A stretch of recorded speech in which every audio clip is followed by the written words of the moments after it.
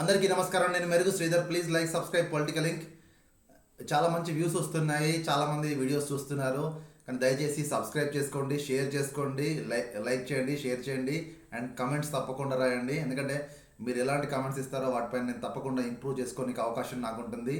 మీ అందరి ఆదరాభిమానులకు నా ధన్యవాదాలు.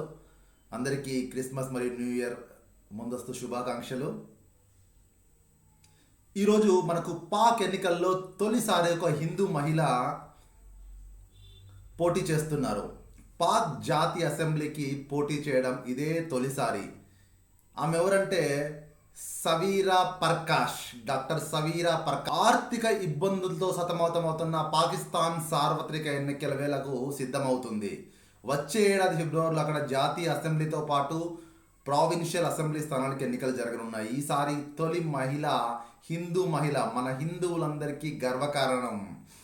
బునేర్ జిల్లా నుంచి డాక్టర్ సవీరా పర్కాష్ ఎన్నికల బరిలో దిగారు. PK-25 స్థానానికి ఆమె నామినేషనల్ దాఖలు చేశారు.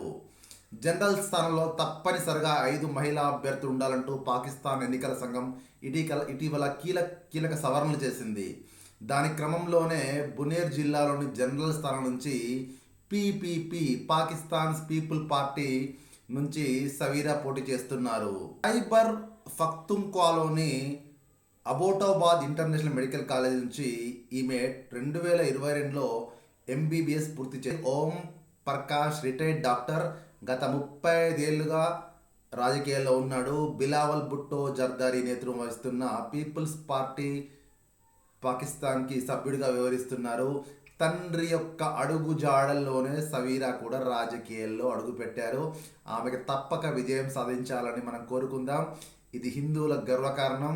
నిజంగా కూడా ఒక హిందూ మహిళ పాకిస్తాన్ నుంచి పోటీ చేయడము మనందరికీ గర్వకారణం. వచ్చే ఏడాది ఫిబ్రవరి 8 తారీఖు నాడు పాకిస్తాన్లో సార్వత్రిక ఎన్నికలు జరగనున్నాయి. దాదాపు ఈ ఎన్నికల్లో 28,000 పైచిలుకు మంది పోటీ చేస్తుండగా కేవలం 3,000 మంది మహిళలు ఉన్నారు. అయితే హిందూ కమ్యూనిటీకి చెందిన ఏకైక మహిళ సవీరానే.